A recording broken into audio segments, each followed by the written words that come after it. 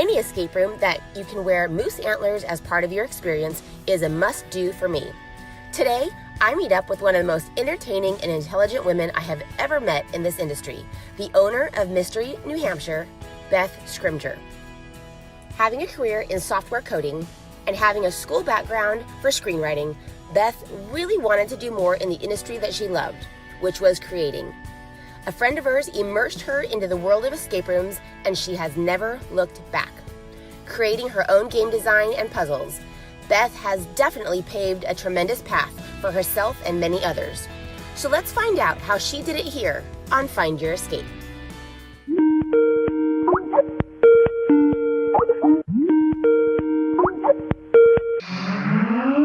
Hi guys, welcome back to the show. My name is Amanda Contreras and I am your host of Find Your Escape. I'm here with Beth Scrimger from Mystery New Hampshire Escape Rooms. How are you doing? Good. How are you? I am fantastic. Did I butcher your name? Did I get it right? You nailed it. Tell me a little bit about you and how you got into escape rooms. What was your pre-escape room life? So I was with in software for a number of years. I was project planning, on-site development, training, that kind of stuff, which is awesome. It gets, I've got a lot of creative coding and training and that kind of stuff. But I really actually went to school for screenwriting. And wow, that's awesome.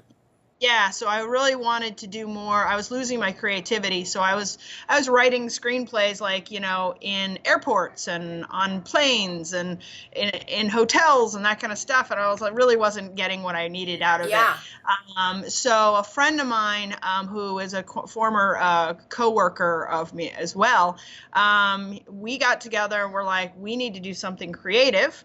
And he had come up with the idea of escape rooms, and so it we kind of merged our creative juices and created Mystery New Hampshire. Since he has moved on to do other things, he actually likes more doing the game design and the prop building. That's awesome. And then how long ago did you guys start? When did we you opened August of 2015 So oh wow! Okay, so you're going on almost 4 years. Yep. That's so we're great. one of the oldest. We are the third one to open in New Hampshire and the third one to open in Maine, I think, because I live in Maine. It's fun to be able to connect with both Maine owners and the New Hampshire owners. But we have, how many Facebook groups there are out there. Sure. Yeah. We have one that's specific to the New England escape room owners. Occasionally we all get together. I get together more with the Maine owners than I do with any other group, but Okay. It's really nice because we know a lot of our owners, and I think this is one of my favorite things, and I forgot who said it, and I apologize if they're watching, but my son came home from the Nashville. I sent him to the Nashville escape room show in my stead, and he came home with some awesome stuff like he usually did. I just wasn't able to go. And one of the attendees did a blog, and she said something about, it's really cool that this industry is not full of competitors, it's full of co-petitors.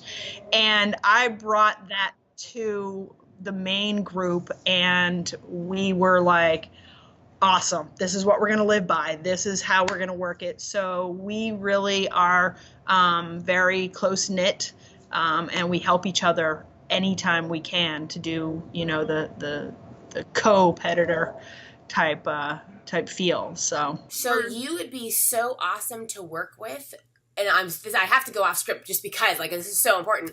So last year when we did an industry night at my place, I was talking about I wanted to make a community of a secret society.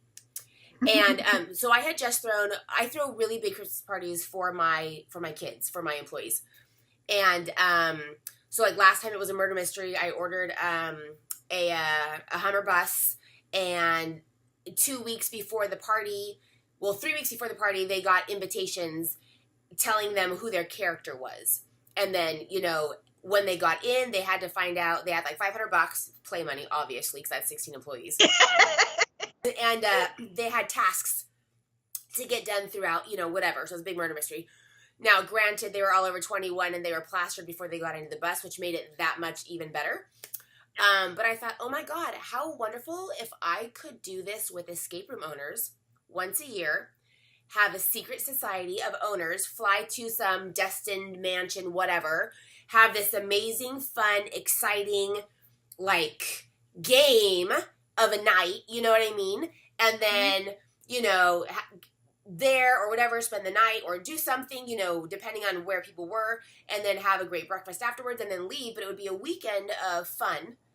Right. Obviously, it would be a paid thing because we'd have to, like, you know, afford the food and the place that we stay. But I thought, if I could do this, do you know how amazing that would be? And you're the only one that I've shared this with, besides one other person. And I thought, just when you said you're a screenwriter, I'm like, oh my God, she would be awesome to help me write this skit together. Wouldn't that be so fun? That's what I do now.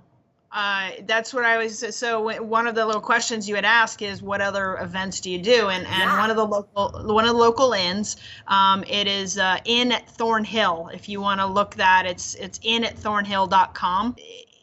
This next one that I'm doing, because I do, the first year I did it, I did 11 of these weekends. And I was like, that's a little stretching it, especially as I got deeper into, you know, changing over my rooms here.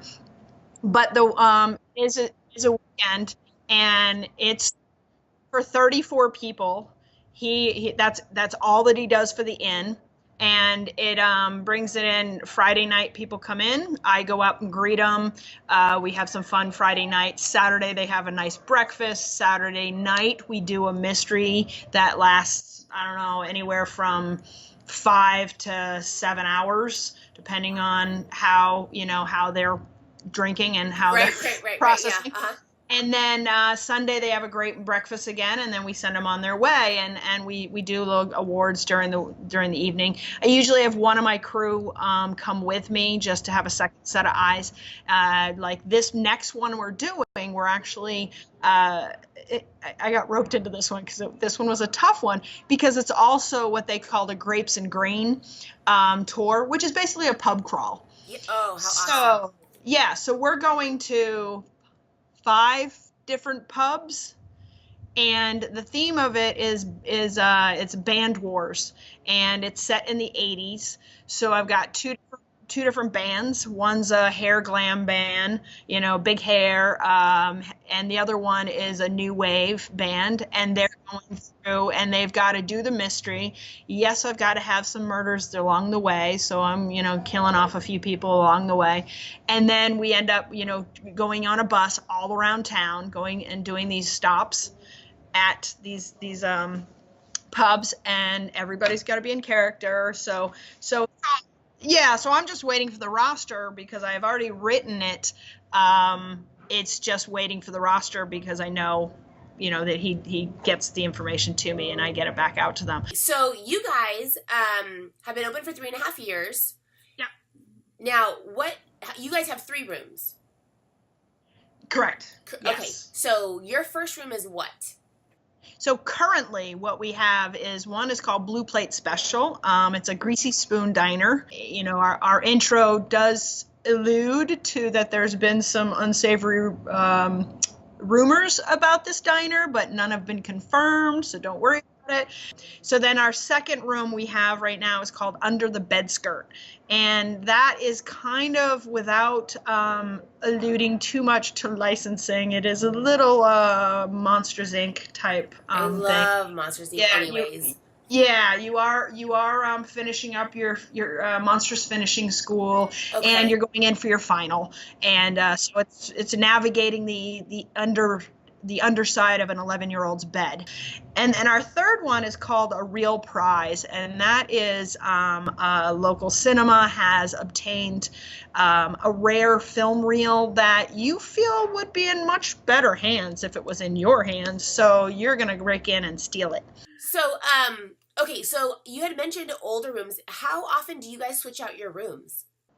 I actually switch out my rooms every 8 to 10 months. So wow. yeah, we switch them out fairly quickly. So that means we're always in planning mode. We're always working towards the next room. Yeah. The thing is, because we are a resort area, we have a lot of families that have second homes up here, or up in a cyclical, they come up once in the summer and once in the winter. And so if I were not to turn those over, I would lose a lot of my customer base. So yeah, so I keep them up. I think the longest I've had one up was 13 months, and that was just simply because of the way it was falling in the calendar, and the way I have a wonderful contractor that I work with. He does my walls, and he does, all the different weird things. And I go, hey, I want this to do this. And he's like, okay, let's do it. And so it works with his schedule as well. But yeah, every 8 to 10 months is the norm for this. And it works out well, because by that time we're ready. Do you have any advice for owners to hire great staff? I treat them as an audition. I love that you say that. Well, so one of my crew, he's just hilarious. He's a very large man, and he is just over the top gregarious. I mean, he is just, and everybody loves him, and and we all love him. But the first day he came in, he's suit and tie and stuff, and he came to me with a game already like drawn out, like he had already kind of thought it, a little mini game, and I was like, all right, that's awesome. That's I knew, just because I knew what his background was, but he is. His audition was, all right, go play that room. He's like, what? I'm like, yeah, just go play it. He's by myself. Yep. And he did it, and I don't care. And I do that to all my people. I'm like, I don't care if you actually get through it. I don't care if you can't get through one of them. I want to see how you're taking it all in. I want to, listen to how you're playing it. Now, if you're playing with somebody else, great, I can get the verbal.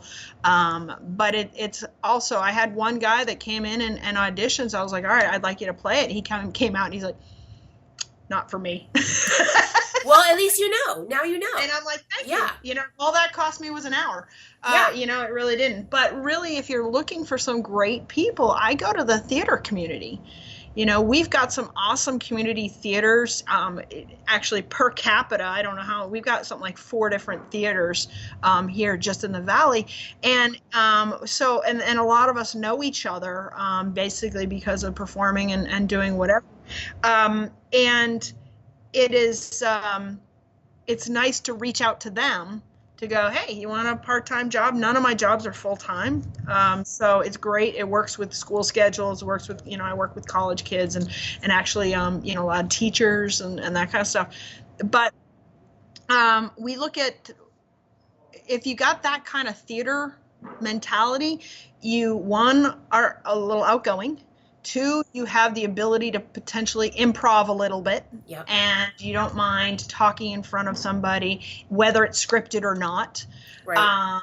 And you're usually pretty friendly, and you can memorize things, and you've got that kind of thought process. Right. So it takes a great person to be a game master. It really does. It does. And some really just are like, ooh, okay, we'll work with you a little bit longer, but watch this, watch that, watch that.